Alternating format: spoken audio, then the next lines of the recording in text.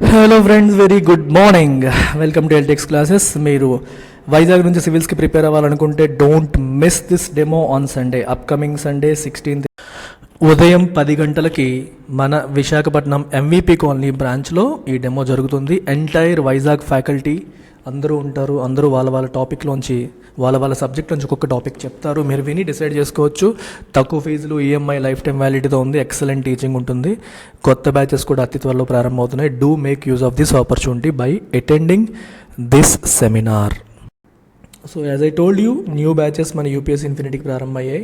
5,000 rupees per month pay చేసి మీరు join అయ్యే సువర్ణ అవకాశం మీకు 15th ఏప్రిల్ వరకు ఉంది. ఆన్లైన్, ఆఫ్లైన్ 2 ఆప్షన్స్ కూడా ఉన్నాయి. మీకు నచ్చిన ఆప్షన్ మీరు ఎంచుకోవచ్చు. ఆఫ్లైన్ హైదరాబాద్, వైజాగ్ 2 చోట్ల ఎక్సలెంట్ ఫ్యాకల్టీ ఉన్నారు, ఎక్సలెంట్ టీమ్ ఉంది. So do make use of this opportunity and facility. So optional infinity, we have all these optionals. ఇక్కడ మీకు కనిపిస్తున్న ఆప్షన్స్ అని మనం అందిస్తున్నాం. Again 5,000 rupees per month pay చేసి మీరు జాయిన్ అవ్వచ్చు. 15th ఏప్రిల్ లోపు జాయిన్ అయితే మాత్రమే ఈ అవకాశం అనేది మీకు ఉంటుంది. సో ఈ ఆర్టికల్ ఏం చెప్తుంది? RBI issues draft on expected credit loss based provisioning by banks. ఒక కొత్త అప్రోచ్ తీసుకొస్తున్నారంట బ్యాంక్ ప్రావిజనింగ్కి సంబంధించి. దాని గురించి ఒక డ్రాఫ్ట్ పేపర్ ఆర్బీఐ ఇష్యూ చేసిందంటే ఇది ఒక డిస్కషన్ పేపర్. ఇది ఇంకా ఫైనలైజ్ చేయలేదు. So it is now open for discussion. So they are coming out with a new approach called expected credit loss based provisioning approach. అసలు దీని కథ ఏంటి మీకు తెలియాలంటే ఫస్ట్ ప్రావిజనింగ్ అంటే ఏంటో తెలియాలి. దాంట్లో expected credit loss based provisioning అంటే ఏంటో తెలియాలి. ఇది కొత్తది. అయితే ప్రెజెంట్ ఉన్న ప్రావిజనింగ్ మెథడ్ ఏంటో కూడా మనకు తెలియాలి. ప్రెజెంట్ ఉన్న మెథడ్కి దీనికి ఉన్న డిఫరెన్స్ ఏంటనేది మనం తెలుసుకోవాలి. So before we get to the keyword provisioning, మీకు కొంచెం బేసిక్స్ కవర్ చేసి నేను ఇటువైపు వస్తాను. So you take a bank. మనం ఎప్పుడైనా సరే మనం బ్యాంక్ తీసుకునేటప్పుడు బ్యాంక్కి ఒకవైపు డిపాజిట్స్, ఇంకోవైపు లోన్స్. సో డిపాజిట్స్ ద్వారా ప్రధానంగా బ్యాంక్ మనీని సేకరిస్తుంది. అయితే డిపాజిట్స్ పైన బ్యాంకు వడ్డీ వేసి తిరిగి ఇవ్వాల్సి ఉంటుంది. కాబట్టి మనం డిపాజిట్స్ని ఏమంటాం? We call deposits liabilities for banks. Liability. బ్యాంక్కి డిపాజిట్ ఏంటమ్మా? లయబిలిటీ. ఎందుకంటే బ్యాంక్ హ్యాస్ టు రీపే. తీసుకున్న డిపాజిట్ పైన వడ్డీ కలిపి తిరిగి ఇవ్వాలి. సో అప్ అనమాట. వెరాజ్ లోన్స్ అనేవి బ్యాంక్కి ఏంటమ్మా? అసెట్స్.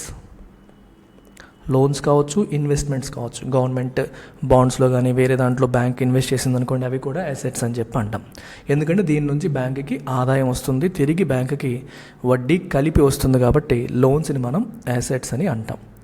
అయితే ఈ అసెట్స్ని మనం కేటగరైజ్ చేసేటప్పుడు రకరకాలుగా కేటగరైజ్ చేయొచ్చు. సో ఫస్ట్ ఆఫ్ ఆల్, ఏదైనా అసెట్ పైన రావాల్సిన ఇన్కమ్ టైంకి వచ్చేస్తుంది అనుకోండి, that is a standard asset.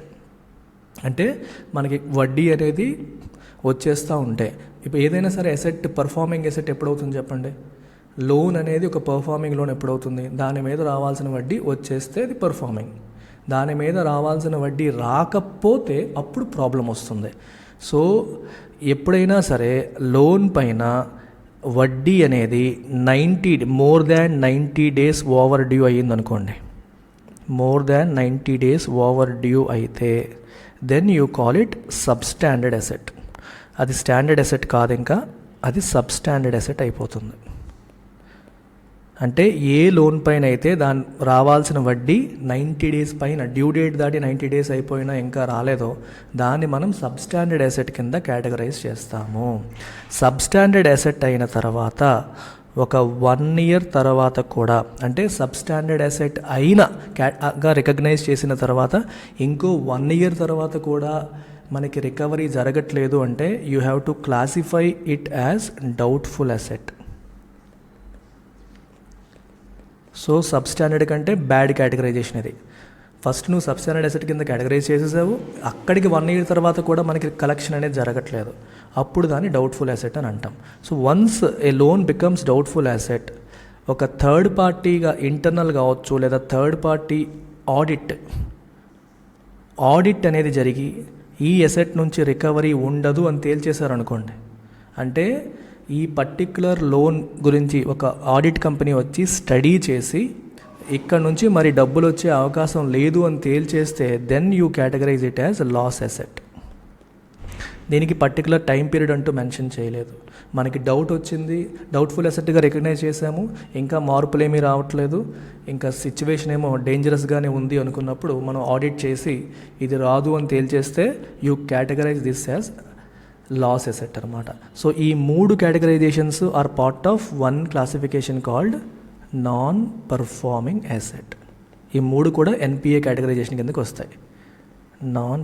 Non performing అసెట్లోనే మళ్ళీ ఫర్దర్ 3 కేటగరైజేషన్స్ ఉన్నాయని మనం చెప్పొచ్చు.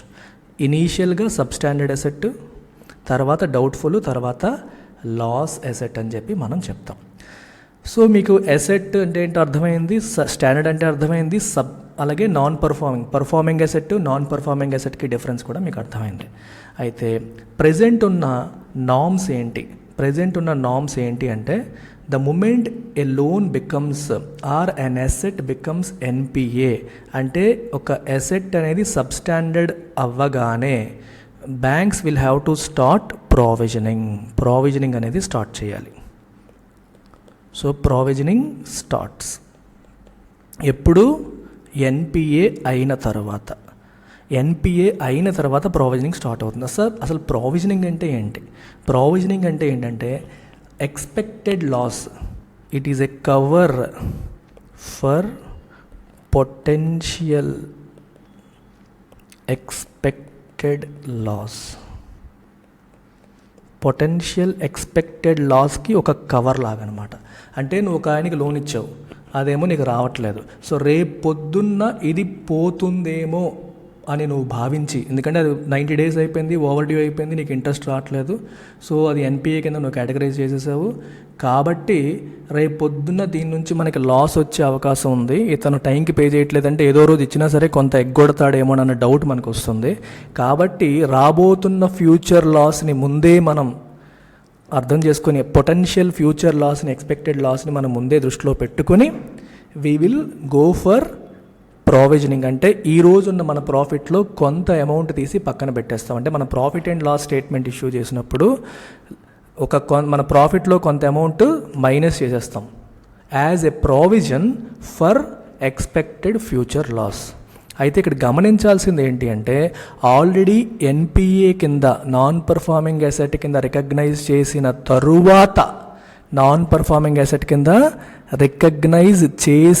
తరువాత మాత్రమే ప్రావిజనింగ్ అనేది స్టార్ట్ అవుతుంది. ఈ పర్టికులర్ అప్రోచ్ ప్రజెంట్ మనం ఫాలో అవుతున్న అప్రోచ్. ఈ అప్రోచ్ని మనం ఏమంటామంటే we call it incurred loss approach. దీన్ని ఏమంటారమ్మా? ఇన్కర్డ్ లాస్ అప్రోచ్ అని చెప్పి అంటారు. Incurred loss approach. This is the approach that we are following right now. అంటే ఎన్పిఏ కింద రికగ్నైజ్ చేసిన తరువాత ప్రావిజనింగ్ అనేది స్టార్ట్ అవుతుంది. For example, at this point మనం ఏదన్నా ఒక లోన్ని ఎన్పిఏ కింద రికగ్నైజ్ చేస్తే అది ఆ లోన్ అనేది సెక్యూర్డ్ లోన్ అయితే, సెక్యూర్డ్ లోన్ అంటే దానికి సెక్యూరిటీ కొలేటరల్ ఉన్న లోన్ అయితే ఆర్బీఐ గైడ్లైన్స్ ప్రకారం 15% ప్రావిజనింగ్ చేయాలి. ఎన్పిగా రికగ్నైజ్ చేసిన వెంటనే 15% ప్రావిజనింగ్. ఎప్పుడు? సబ్స్టాండర్డ్ స్టేజ్లో. డౌట్ఫుల్ అయితే పెరిగిపోతుంది. అంటే ఎన్పిఏ రికగ్నైజ్ చేసిన వెంటనే అంటే ఏంటి? ఫస్ట్ స్టేజ్ ఏంటి? సబ్స్టాండర్డ్ కదా. సో సబ్స్టాండర్డ్ స్టేజ్లో ఉన్నప్పుడు అది సెక్యూర్డ్ లోన్ అయితే 15% ప్రావిజనింగ్. అంటే మనకి 100 కోట్ల లోన్ అనుకోండి, 15 కోట్లు లాస్ రావచ్చు అని మనం ముందే ఈరోజు 15 కోట్లు తీసి పక్కన పెట్టేస్తాం. అలాగే అన్సెక్యూర్డ్ లోన్ అయితే, అంటే దానికి కొలేటరల్ అది లేకపోతే, సెక్యూరిటీ అనేది లేకపోతే ఈ రోజున్న ప్రావిజన్స్ ప్రకారం 25% ప్రావిజన్ చేయాలి. 25% ప్రావిజన్ చేయాలి. ఇదంతా ఎప్పుడు? Once the asset has been classified as NPA కింద క్లాసిఫై అయిన తరువాత మనం ఈ పని చేస్తున్నాం. అయితే ఈ అప్రోచ్లో ఒక చిన్న మైనస్ ఉంది. ఈ అప్రోచ్లో ఉన్న చిన్న మైనస్ ఏంటి అంటే అవి ఎన్పిఏ అయిపోయిన తరువాత మనం నిద్రలేస్తున్నాం. ప్రావిజనింగ్ అనేది మనం ముందే చేయట్లేదు. After they become NPAs. అవి ఎన్పిఏస్ అయిపోయి వాటి నుంచి లాస్ వచ్చే అవకాశం కన్ఫర్మ్ అయిపోయిన తరువాత మనం ఈ ప్రావిజనింగ్ అనేది చేస్తున్నాము. ప్రావిజనింగ్ అనేది చేస్తున్నాం.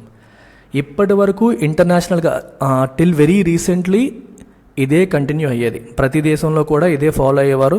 దాన్నే మనం ఇంటర్నేషనల్ అకౌంటింగ్ స్టాండర్డ్ 39 అనేవాళ్ళు. ఇంటర్నేషనల్ అకౌంటింగ్ స్టాండర్డ్ 39 ప్రకారం ఈ ఇన్కర్డ్ లాస్ అప్రోచ్ అనేది ప్రపంచ దేశాలన్నీ ఫాలో అవుతూ వచ్చేవి. కానీ తరువాత ఏం జరిగిందంటే ఈ అప్రోచ్లో చిన్న మైనస్ జరుగుతుంది.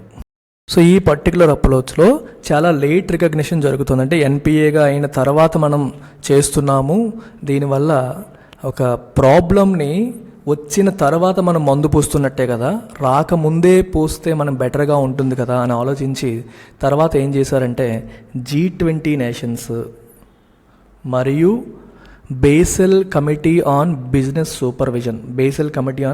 సూపర్విజన్ వీళ్ళు ఏం చేశారంటే వీళ్ళు కొత్త అకౌంటింగ్ స్టాండర్డ్స్ని రికమెండ్ చేయండి అని చెప్పి రిక్వెస్ట్ చేశారు.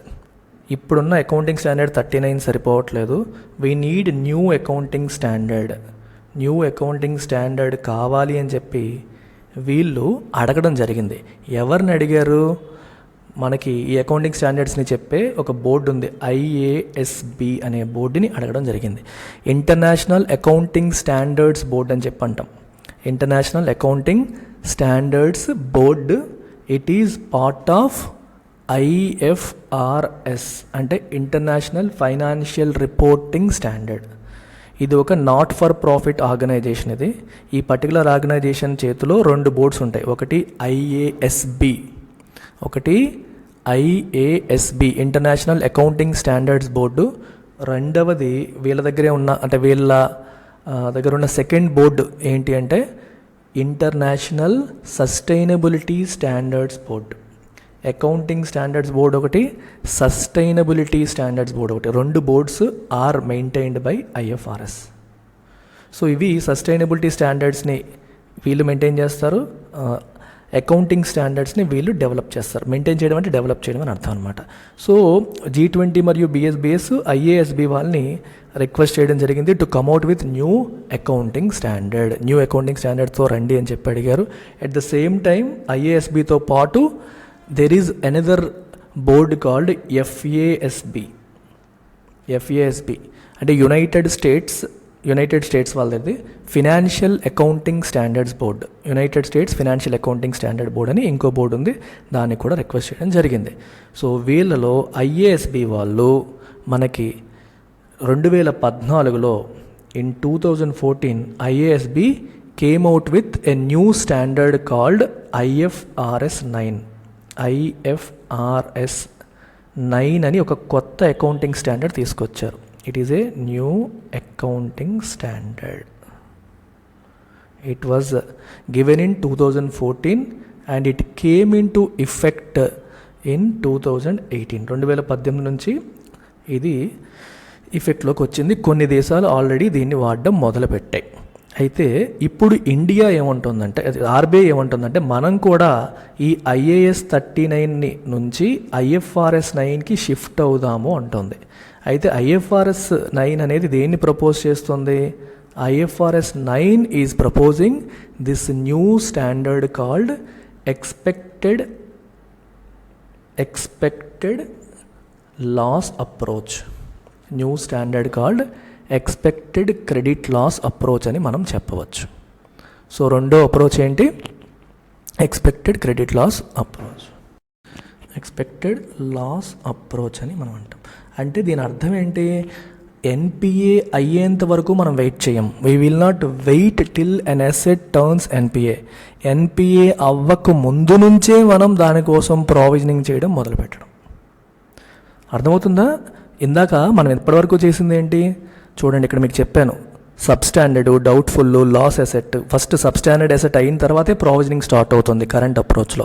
దీనివల్ల డిలే అవుతుంది. అంటే ప్రాబ్లం వచ్చిన తర్వాత మనం రెస్పాండ్ అవుతున్నాము, చాలా లేట్ అవుతుంది.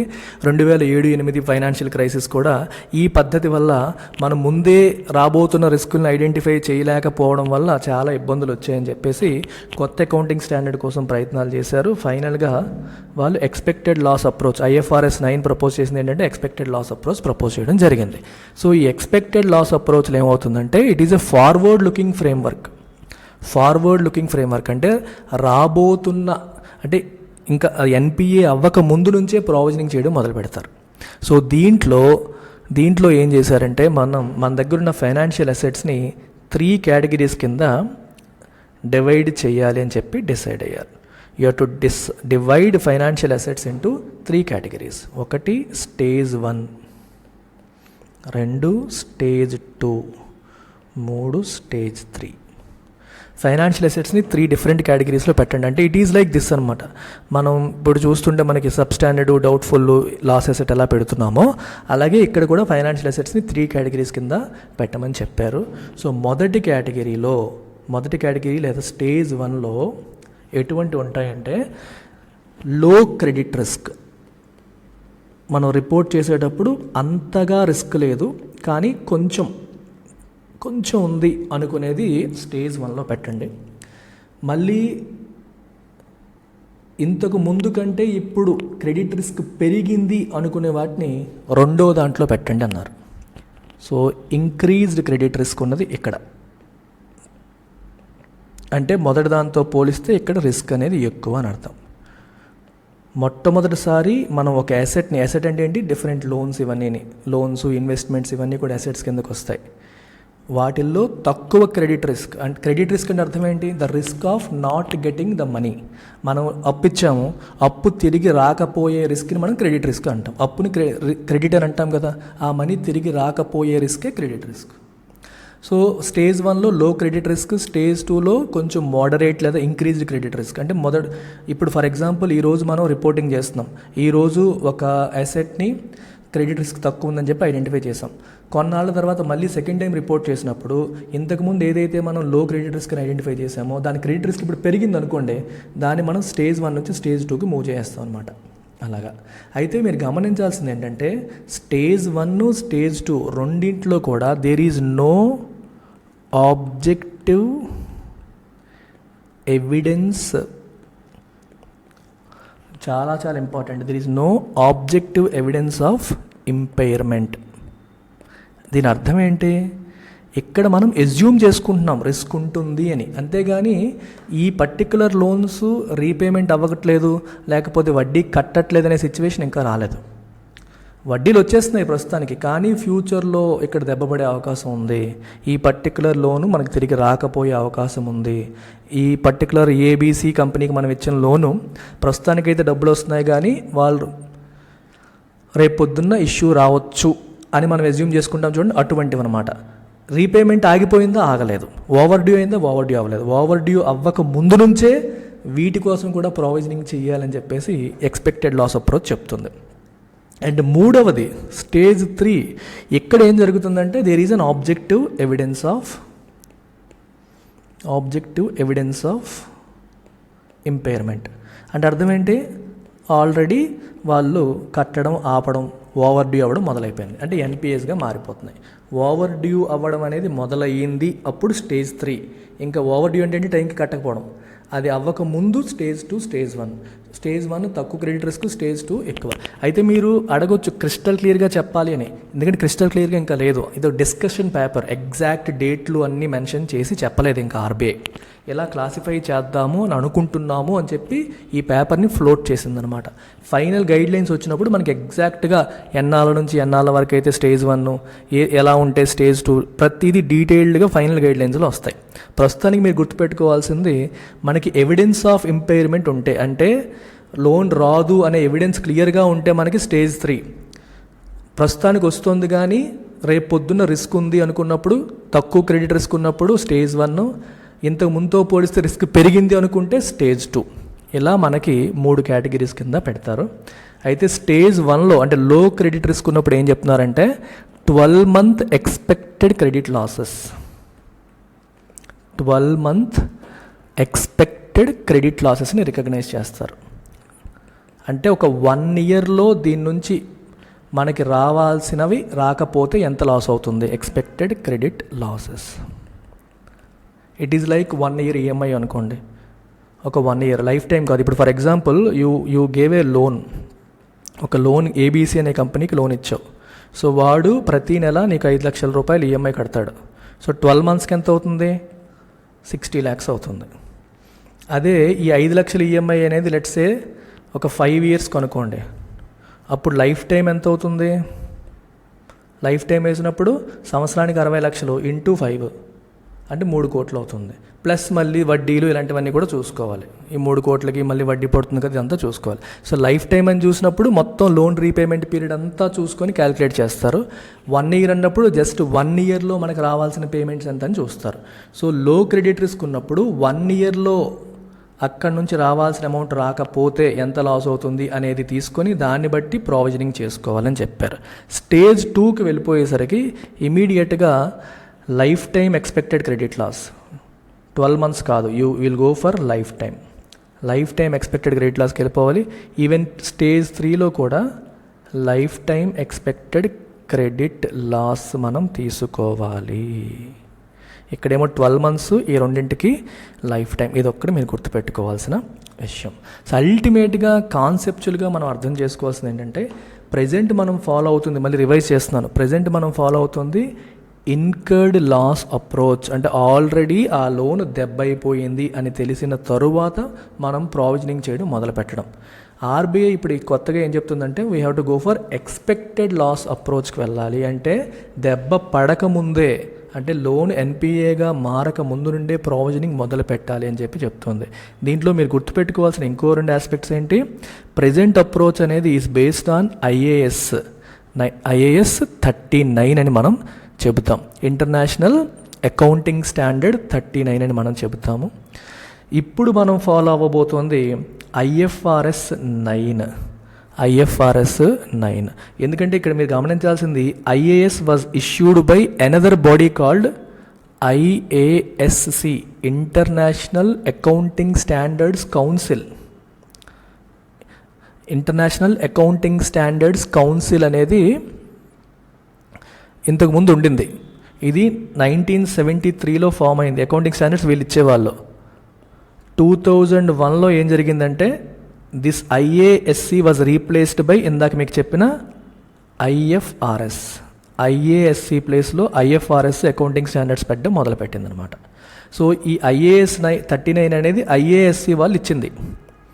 అంటే ఏంటి? ఇంటర్నేషనల్ అకౌంటింగ్ స్టాండర్డ్స్ కౌన్సిల్ వాళ్ళు ఇచ్చింది. ఇప్పుడు 2001లో IFRS వచ్చేసింది. IFRS వాళ్ళు మనకి 2014లో ఏమిచ్చారు? IFRS 9 అనే అకౌంటింగ్ స్టాండర్డ్ ఇచ్చారు. ఇది మీరు గుర్తుపెట్టుకోవాలి. IAS 13 was replaced by IFRS 9 అనమాట. సో IFRS 9 బేస్డ్ అప్రోచే expected credit loss approach. So keywords చాలా ఎక్కువ ఉంటాయి, కొంచెం కంగారు టెన్షన్ వస్తుంది. కాకపోతే ఇది ఓవరాల్ స్టోరీ. ఇంపార్టెంట్ కీవర్డ్స్ అన్ని కవర్ చేస్తూ న్యూస్ ఏంటనేది మీకు చెప్పాను.